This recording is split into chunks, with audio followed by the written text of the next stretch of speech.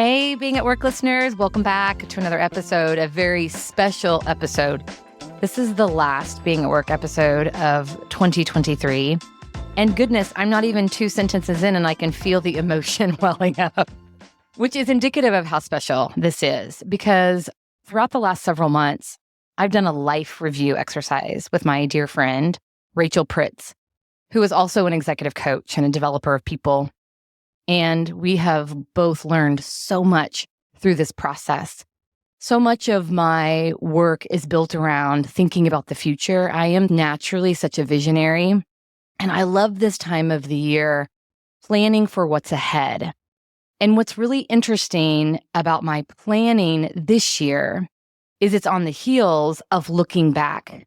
And I feel in some way empowered more so to look forward in a way I never have, because of the reflection that I've done through this life review. And so Rachel and I are going to just lay it all out. We're going to talk about where the idea came from. We're going to talk about the process and how we went about it and why we think there was such benefit in how it ended up unfolding. And we're going to talk about some of the outcomes. There is no one I would rather do this work with. We've gotten really deep. We've laughed a lot. We've cried a lot. So Rachel, welcome to Being at Work, and thank you for doing this work with me this year.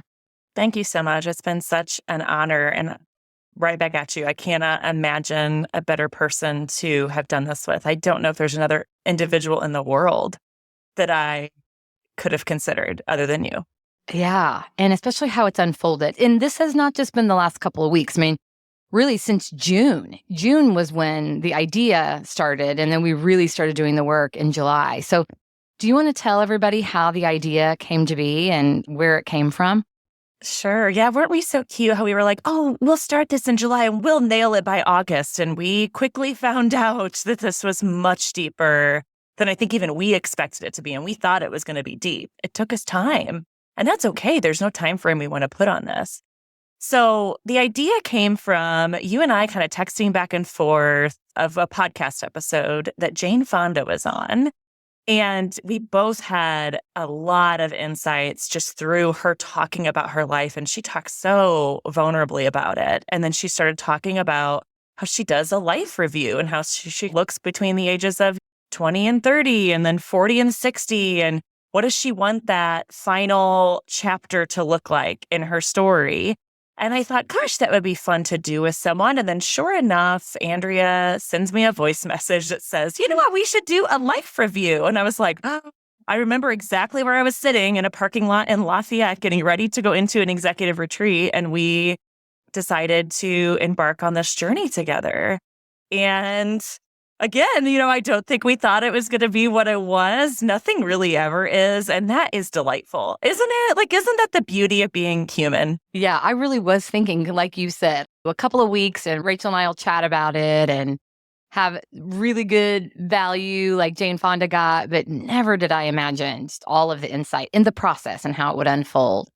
So what is a life review? Like when you heard Jane Fonda describe that, what were you thinking that we were going to be doing?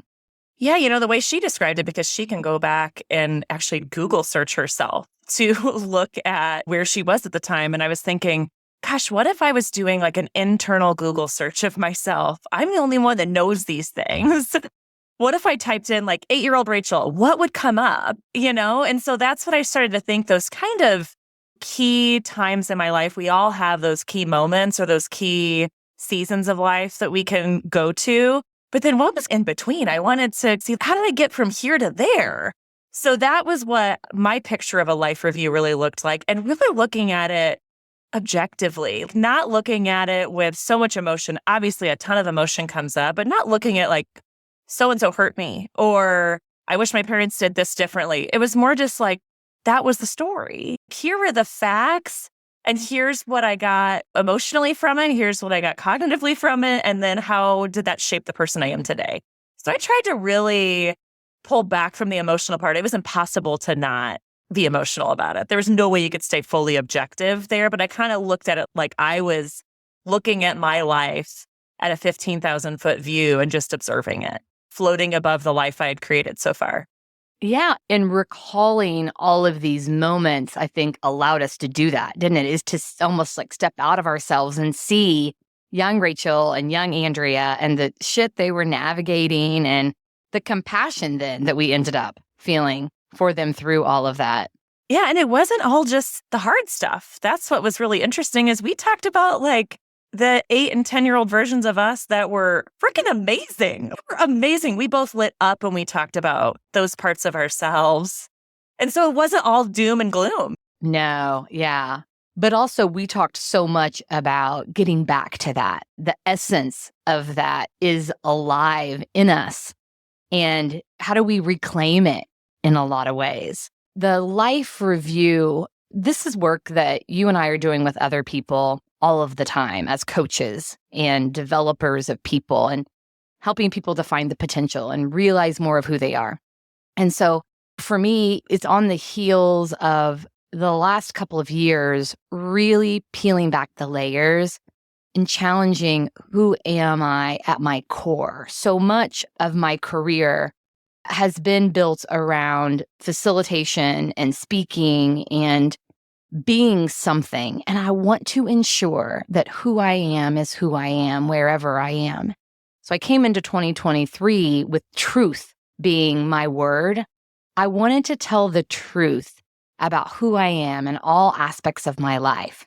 And so it was perfect timing for me. And I think the timing is important, isn't it? I don't know if this had come up a few years ago, what that would have looked like. But I'm so grateful it came up. It came up now in the way it did. Yeah. And, I had pitched this idea to some other people. Not that I was saying, hey, we should do this together, but I just said, I listened to this podcast and Jane Fonda was talking about a life review. Wouldn't that be cool to do? And I had some reactions that they did not think it sounded like something they wanted to do. And I remember where I was sitting at Cafe Patachu, one woman said back to me, I don't have time to be opening up all those old wounds. And she laughed about it. But in my mind, I was thinking, you don't have the time to not open up these wounds. I do think there's something to be said about being certain that you're in a place where you can receive and accept some of the information that's going to come out of this. And that person that was sitting across from me just wasn't ready yet. Just wasn't time for her yet. Yes, exactly. And perhaps time will come and perhaps time will not. And maybe not. Yeah. And maybe not. Yeah. Okay. So that's the why. That's the setup. So talk a little bit now about our process and how we approached it. Yeah. Well, I think both of us like to have some structure around things. We like to be able to run with it and make it our own, which we both did. We emailed back and forth, like, here's a template. Here's an idea of what we could use. And I was getting really stuck on that. Stuck on, like, I need a journal that's going to tell me exactly what to write every single day. And when I finally just thought, Rachel, you're writing about you. You have all the information already. Just write like you're writing the story of your life. Here's a chapter in this saga that you are creating, and just write it like chapters in a book. And that's what I started to do, and it just flowed. It was like, okay, that's easy to do. Now I had to stop and I think just recharge my emotional batteries because sometimes it was really hard. But for the most part, it was like, okay, wow, that's so interesting that came up. I actually didn't expect that to come up as I was just writing about those chapters in my life. So, if you want to do this, I don't think you have to have some formal document or process. I think just start writing about your life like you were telling your own story to your great-grandchildren. You're 102 in your rocking chair. And so much of the time, we do look outside of ourselves for the answers, for the template. I'm going to Google life review and see if I can find the form. Oh, I tried to cheat. Same. And I couldn't find what I was looking for. And I was glad. So I'm like, you know what? I just like you, I need to just start getting this down. I ended up creating an Excel spreadsheet. And I had a tab for every decade. So I have literally like 0 to 10, 10 to 20, and then my 20s, 30s, 40s. And I ended up loving that because I was able literally to go year by year and then look across the patterns and themes across each of those decades. And that was really, really insightful. I don't think you can mess it up, right? I think the thing for me as I think about your experience and my experience is we figured out a system that worked for us and both got so much value out of it, then we made it our own. Yeah, I think that's really important to make it your own because I think you're right. I think part of the problem is I'm always looking for something external to give me answers. And it's like, no, that's not what this is about. Trust yourself here and go with whatever you feel is working in the moment. Especially since it is your life review after all. Right. And I can be a little stubborn. So I'm like, well, they can't tell me what to do. I'm going to do this my way. So yeah. Well, it is kind of funny that my life review is in Excel because I'm not really an Excel kind of a gal, but it worked. So we met one afternoon, and initially it was like, let's meet and let's talk about what came out of it. And we thought one afternoon would be sufficient, but we needed more time. So cute again. Yes. We needed more time. So talk about that because it's one thing to reflect on it. It's another thing to get it down, but sharing it, like, shit, that was hard. Yeah. Coming into it, I was not scared at all.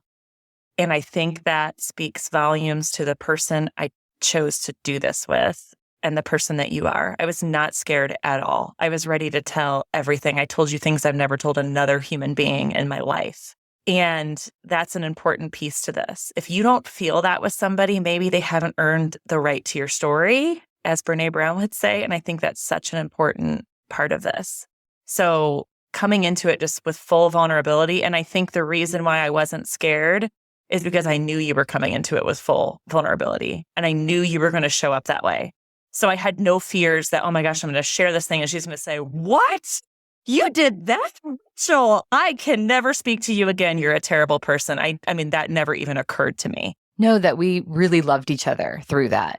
We created a space. And I'm so glad we ended up having a couple of sessions because it was almost like the more we did that, the more open I felt and liberated and free in so many ways. There's something so powerful. This Janet Mock quote, I've been using this a lot, but it really, for me, summarizes our whole experience that when we tell our stories first to ourselves and then to other people, it is a revolutionary act. And it is. But so much of the time we're on the surface, like what you and I were doing, like we had really gone and uncovered some things about ourselves. Because I'm a 48-year-old woman, I picked out the parts of my life that have really shaped who I am. And in looking at all of those things in the totality, they really did tell my story in a way that I had never done or thought of before. Because I always used to think, like, do I have a story? I'm a privileged white girl from Southern Indiana. My parents are still married. What trauma do I have to talk about? My story's not very interesting. I have lots of little t trauma, as everyone does. And I'm coming to appreciate my story because I see, which is what I was saying in the intro, I see how all of it has led to the place that I am today. And so it gives me so much excitement about the future. Because it's like, wow, look at what she's done and imagine the possibilities of what can be. Yeah. And I think we're free to explore that because we've told the truth. And we've not just told the truth to ourselves, we told the truth to another human being that received that in a compassionate and kind way. A very good point. Yeah, talk about woundedness, because I know you have a great analogy around woundedness that you use that really highlights the power of working through the woundedness. Well, I walked away from that conversation of, I don't have time to be opening up all those old wounds. I walked away from that just thinking, isn't it fascinating how human beings are so willing to just allow unhealed wounds to exist in our bodies? If we were looking at it from a medical standpoint, we would never do that. If something was unhealed, we would open it up, we would debride it, we would put antibiotics in there, we would give you medication, we would fix the unhealed wound. We wouldn't just leave it sit there, because what if it opens up and we didn't address it? That's going to cause systemic infection in our body. And if you think of people walking around with 5, 6, 7 deeply unhealed wounds, my God, I mean, no wonder we're in the place we are. And so I knew I still had some of those wounds left to heal. And I had done so much healing up until now. I knew there was still something there.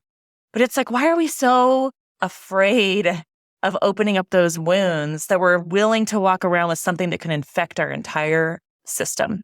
Which is why the space in which you do the work is so important. Because for me, I'm afraid of judgment. I'm afraid of looking bad. So when you can say the words, explore the thing with compassion and empathy and love, the healing that happens. That's such a great analogy and so true. Oh, and we're all walking around with that stuff.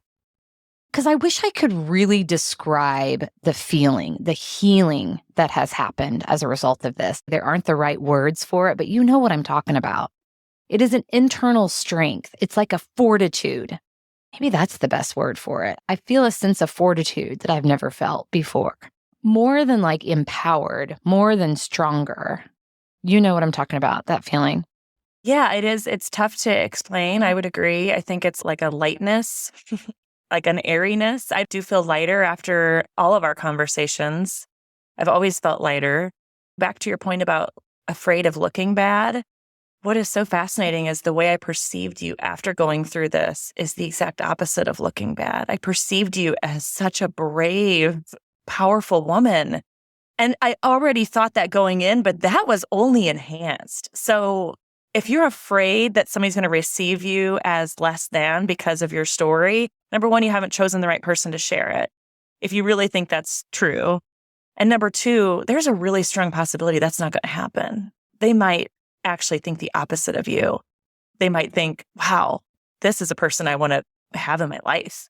And the relatability that comes through telling our stories also. Think about how many moments we were, me too. Oh my goodness. And even though things weren't parallel, there were so many connection points because we're human beings. I mean, I think we had some female challenges that were really specific to being a female human, but we also just had a lot of human stuff, childhood stuff, as everyone does. It's so interesting you say that because I would say the same. You are an incredibly gifted communicator. You have such a good way of simplifying complicated things. The Enneagram is work that you've done, so complicated, but you so helped me see that simply, and you are an incredibly gifted coach. And one of the things I walked away listening to your story is a little bit of like, well, it's no wonder. It's no wonder she is as good as she is. The experiences that you've had, all of those are such an important part of your giftedness and the work you do every day. Wow. Well, I don't think I would have said that even a year ago or before embarking on this. Gosh, no wonder I am good at listening to people and getting to the deeper thing that's going on here. I've had to do it for myself. Yes, those very wounds become our gifts. Those very wounds become our gifts. It's so interesting that life's design that way. We ended up having then a couple of sessions where we spent a few hours really debriefing all of it. And we went back and forth and we shared. And there were things for me that I had put on my Excel spreadsheet that I didn't really think had much of an impact on me until I started sharing. And it was like waterworks. It's like, oh my gosh, clearly there's a lot there. I've taken a few of those back to my therapist and gone even deeper with them. It's like, shit, I've clearly got some things I need to work through. My therapist is like, I'm so glad you did a life review, Rachel, because you're making me a lot of extra money. Exactly. My therapist said the exact same thing. She's like, wow, this is really good. But I recognize, okay, there are things I haven't processed. And even memories that I really had tucked way back there that emerged through this. Simple little things like, oh my gosh, I was really scared and confused in that moment. And I had never honored those things. I just thought, oh, those were just life experiences. Kind of like I need to buck up and work through that. And like, no, that little girl had no idea how to navigate that. She did the best she could. She was terrified and never talked to anybody about that. Yeah. Well, and I was somewhat scared that if I were to open some of that up, that it would create maybe some resentment or anger towards my parents for not being that person that I needed in that moment and recognizing that I was confused and scared and didn't know how to articulate my emotions, and they should have helped me articulate my emotions better. That's not what happened, because I was actually viewing it from an adult's perspective. So now I have this different perspective than what that 8-year-old little girl had. So I have this adult brain now that can see, oh, I understand now why they didn't have capacity for that. And I think if anything, it created more compassion for the people that were a part of my life at that time versus the resentment and anger. Isn't that true? Another valuable part of the process is seeing all of the players in the story, seeing them from an outside perspective and not your woundedness. So my mom's name is Georgia. And even as I've processed some of it with my therapist, it's like Georgia was doing the best she could. Not even like identifying her as my mom so much. It's like, wow, Georgia was a 48-year-old woman who was really struggling and doing the best that she could. So the compassion that comes, is all part of the healing. I think that's why things get released and things feel lighter. It's because now I'm no longer carrying the heaviness of it because I've worked through it. Yeah, I had a very different Thanksgiving this year than I've had in the past. So I typically host Thanksgiving. My divorced parents come. My dad is remarried. And, they've only been divorced for almost 7 years now. So it's in my late 30s when they said they were getting divorced. And it's like, wait, what? And I had a different experience. I was open with them. I was not judgmental when they would say something. And I'd think, well, yeah, that's how you raised me. And now look what happened. It wasn't that at all. It was just such an open, I just received them as is. And I do think that is a product of this work. Yeah. I've had some people that I've shared the process with ask me, well, are you going to talk to your parents about some of those things or some of the other people that really hurt me along the way? Are you going to talk to them about that? And you know what? No, because it's not about them. It is not about them. They are doing their own work. They are on their own journey. They have their own stuff. And whatever I'm feeling like they did or didn't do, that's for me to work through and grow through. I don't know if you felt similarly, but I don't feel like there's anybody I need to go back to and make things right with, No. Even on my end, when I was the one that was behaving in a way that I'm not proud of, I don't feel like I need to go back and mend anything there. Doesn't mean that that's not true for some people. That could be true for some people. But I also don't need them to apologize to me for the ways that they hurt me. I don't need that. That's not the point of this work. I think I needed to almost just forgive myself for some of these things or have compassion for myself for just being an 8-year-old girl that just didn't know yet. So talk a little bit more about some of the patterns that emerged for you. What were your takeaways? It's kind of embarrassing to me to say that one of the biggest patterns was that the amount of happiness I felt or satisfaction in my life was directly correlated with my appearance and how much I weighed and how much attention I was getting from the external world about my appearance. I've known that for a while. I just didn't know how deep it was. It started at about 12. And so I had from 0 to 12 without that burden. And then that burden was there for the longest time. And I am still unraveling that burden. That was a huge one. So even it was related to how successful I was in work, how successful I was finding a life partner or dating. If I didn't feel good about my body, if I wasn't just perfect, I wouldn't put myself out there. So that was a big one. And then I would say just the pattern of if I wasn't going to be the best at something, I wasn't going to try because failing, it just felt so damn hard.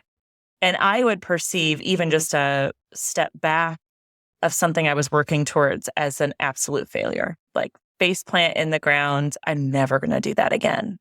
That was a big one. And then another one was my guardedness because of a betrayal when I was a teenager. And it was a pretty big betrayal by a friend. And that was one of those that I did not think was as deep as it was. And it was a huge wound that I've carried with me and still carry with me today. But it is certainly, I'm aware of it. I opened myself up to you.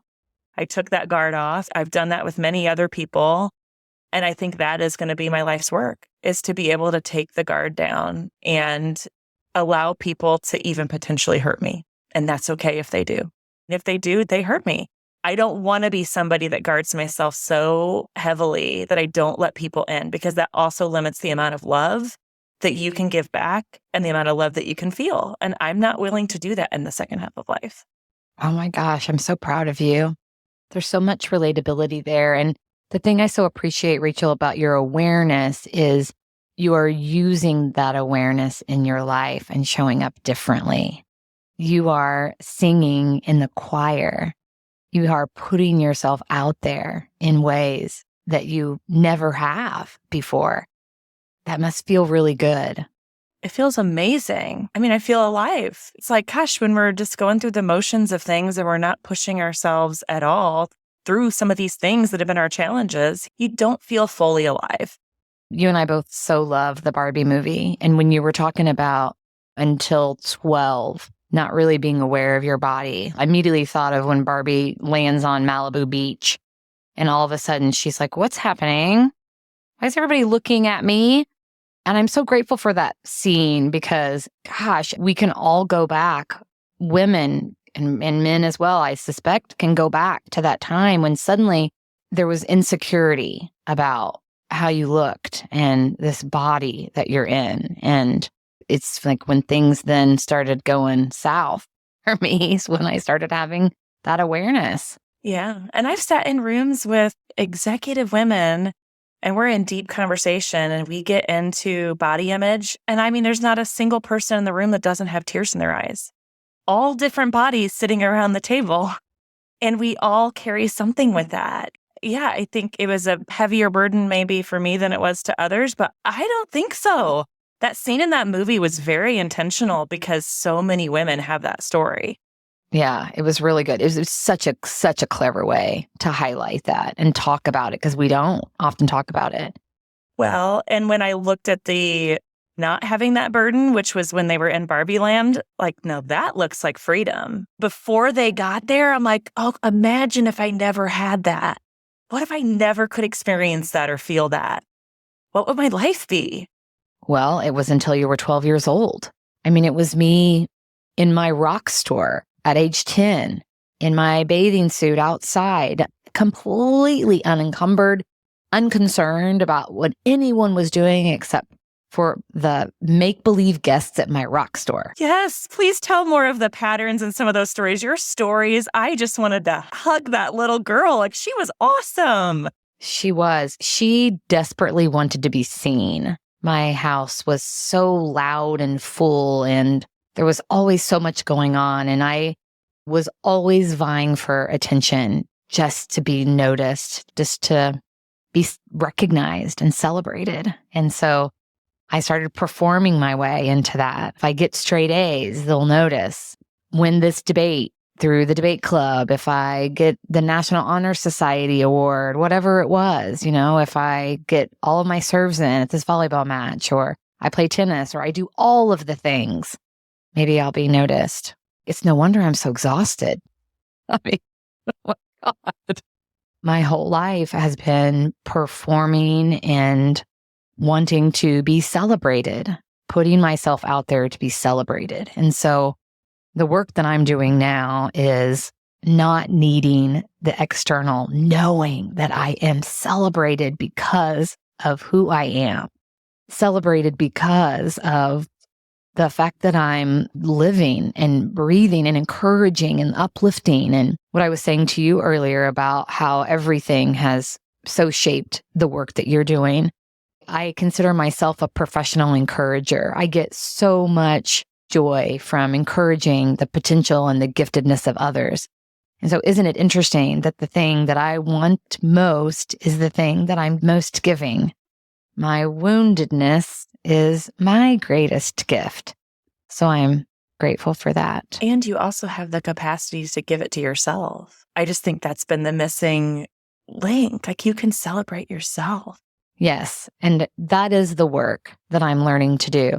And like you, so much of it is connected to my body image. And my daughter Mason said something to me recently. Mason is my person, and Mason is the human being that I'm closest to in this lifetime. She was home last week, and I was telling her about all this work that you and I have been doing and my learnings and the things I'm uncovering and talking about body issues. And she said, just so off the cuff, Mom, your body is the least interesting thing about you. And I love that so much. I'm so glad someone thinks so. But isn't that true? So nurturing my soul, I wonder what will happen. I'm going to go into 2024. We started this episode with looking back so that we can look forward in a new way. And my 2024 goals, I am really paring down and simplifying my goals this year. And my number one thing is my emotional health, nurturing my soul, nurturing my being. And I'm not going to neglect my body, but if I look back at my past goals, I put so much pressure on myself. I'm going to run the mini. I'm going to do this much strength training every week. I'm going to do this. I'm going to do these workouts for my jawline. I'm going to blah, blah, blah, blah, blah. Give yourself a break, woman.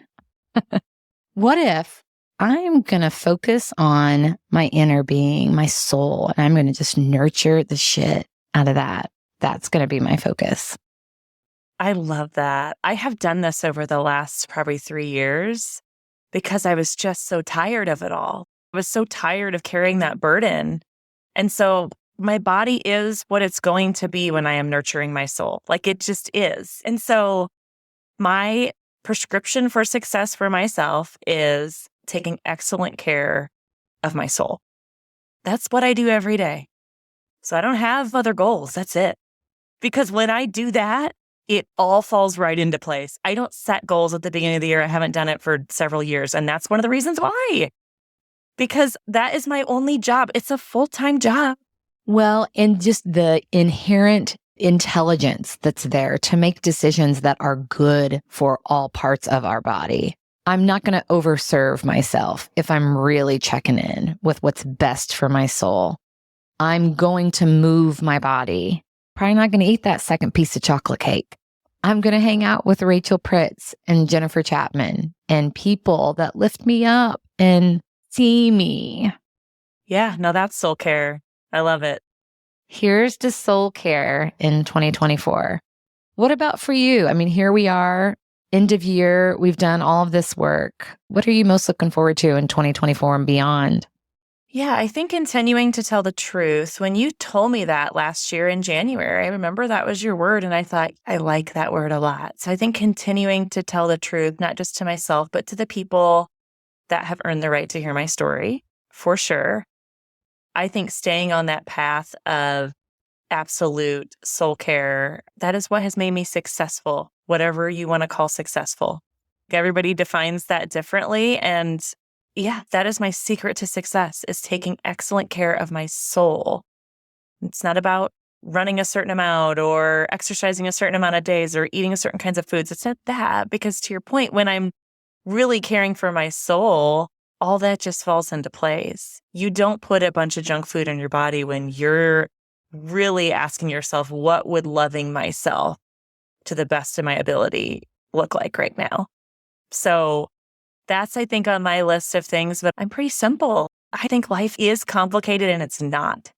I think we overcomplicate it. So I think for 2024, it's doing the things that have worked for me in this first half of life, letting go of the things that haven't. And I think just honoring that first half of life. As we did that life review, I think there's so much there just to honor that part of it and to be comfortable with that history. I'm not embarrassed by that history anymore. You know, one of the things that I did is I went back and I found pictures that represented some of those parts of my life. And especially like the pictures when I'm younger, like just looking at the light in her eyes and loving her. And oh my gosh, there's so much compassion there for that little person. Yeah. Well, and I know we talked about that 8-year-old girl who knew exactly what she wanted to do. She did whatever she wanted to do all the time. It was the best. And when she was playing with her Barbies, the storyline was not that Barbie got into her car at 6:30 a.m. to get to the gym or 5:30 a.m. to get to the gym so she could work out. And then she could get into work and exhaust herself with meeting after meeting after meeting after meeting, and then get called from her kid's school because her child's throwing up. And so she's got to rush out. And, you know, it's like, that was never the freaking storyline. The storyline was that Barbie changed her clothes 7 times. She did whatever the fuck she wanted all day long. That's what she did. I think probably 2024, another piece as I'm talking about this, is doing more of what I want and being okay with that, even if it's the silliest thing in the world and it doesn't produce a damn thing. Just doing what I want. Connecting that with telling the truth is going to come a lot of no and not right now. And I'm not in the best position to do that. And I'm not the person. And it's crazy, Rachel, how many things I am exiting right now. It's through this work, I can no longer tolerate those things that aren't aligned. I'm telling the truth. I know who I am. I've got this fortitude around that. So I find myself like I'm working on my exit plan in lots of areas right now. Cause it's like, yeah, no, that it's no longer, maybe it did at one point, and I don't have any regrets, and I'm honoring the people and the situation. It's not about them. I'm not going to make anybody out to be the bad guy. I'm choosing for whatever reason. I don't even have to know. I don't have to rationalize it. But you know what? This is not what I want to do right now. Yeah. Doing whatever you want. What a concept. Just in the last couple of days, I've said no to a couple of meetings. And in both of those situations, I didn't really even think too much about it. I was just real honest, like, hey, this just doesn't line up with my focus right now. Like, I wish you the best. Rooting for you. Good luck. Like, oh, great. Doesn't have to be a big deal. What happened after that? What were the results of that? He responded and said, thank you. Yeah, I really appreciate that. What happened for you? Yeah, I'm free. Yeah, you have space for those things that are going to feed your soul. Here's to 2024 and beyond. We're going to keep going. We're going to keep peeling back the layers. And gosh, I feel like in some ways I've only just begun. Isn't that cool? This is not like a check the box, is it? I've done a life review. I'm always doing a life review. Yeah. There was a time in my life where I thought, am I going to be done with this? I'm sick of this. And now I just really embrace it. I am never going to be done with this. And that's beautiful. That's so good. Yeah, maybe we should hop on next December and see. Do you have a word for the year yet? I haven't done a word for the year. Last year was hope, but that's one of my core values is hope. The other one's curiosity. So curiosity has been bubbling up over the last couple of months, and I've been talking about it a lot. So it might be it, but we'll see. I haven't solidified that. Yeah, same. It's a process, isn't it, of seeing what comes up. Yeah, there's something like what's beyond truth or freedom keeps coming up for me. Freedom comes up a lot for me. Yeah. Yeah. New. I feel like there's a lot of new in my life. Yeah. Well, whatever it will be, I'm excited about it. I feel really excited going into this new year, excited about my future. There's a lot of things that are unknown in my life, but I'm really excited about what will be. Gosh, that's a good place to be. Like there's something there. If I don't know what it is, but I'm excited, that's good because I trust myself. I trust myself. I've been up against lots of hard things in my life, and I've always been better as a result of them. Yeah, I think that's a great way to kind of close things out with the trusting yourself, because I do think that was a definite result of doing the life review. Because as I looked through some of those experiences, I knew what the answer was, or I knew this wasn't right for me, or I knew this person wasn't good for me. I knew it, and I didn't trust that. And that is a huge part of my success as well, is just trusting myself. That's a great way to close. Here's to trusting yourself. Thank you for trusting me through this process. I have grown so much as a result. You are such a gem, such an incredible coach, such an incredible friend. I'm so grateful for you. Gosh, right back at you. Thank you for joining us for this episode. Please subscribe wherever you listen to your podcast to never miss a Being at Work story.